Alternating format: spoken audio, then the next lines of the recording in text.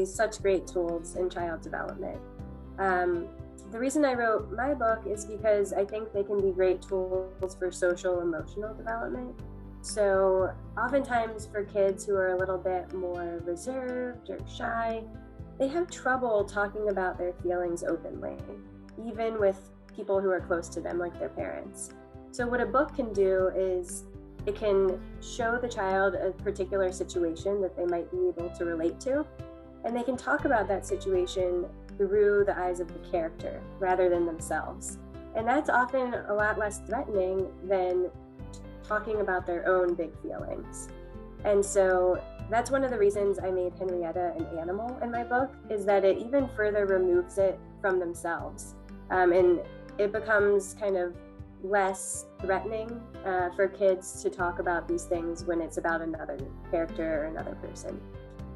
So I think that can be really helpful. And I've used books to help kids process really difficult things, like their parents getting divorced or the death of a loved one or a parent. I've helped kids who are in foster care. There's specific books that are written for these kids. And oftentimes when a child sees herself reflected in a book, it can really help them feel less alone. So if another character goes through something similar, they can say, oh, maybe I'm not the only one who experiences this.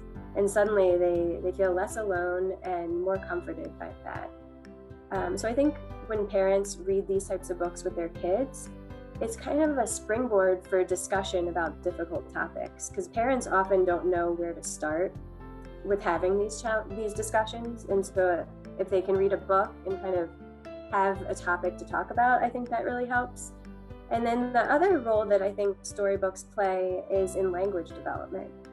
So there's been a lot of research about the impact of reading with your child on developing language.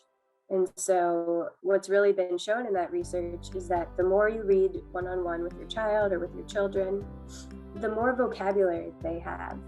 And so I think that's especially important now that, kids are not getting exposed as much to other kids and other people in order to learn language and develop vocabulary. So one way you can do that is just to, whenever you have a spare moment, read a book with your child. And that's something to do, instead of putting them in front of a screen. And it's something that I know in my family we've incorporated into a lot of routines. So every night before my kids go to bed, we read a story.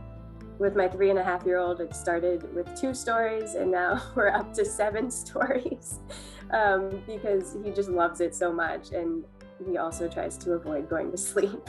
So we always read 7 books before bed, and it's just part of our routine, something we do daily. So that's something I like to do, is just incorporate it into a routine.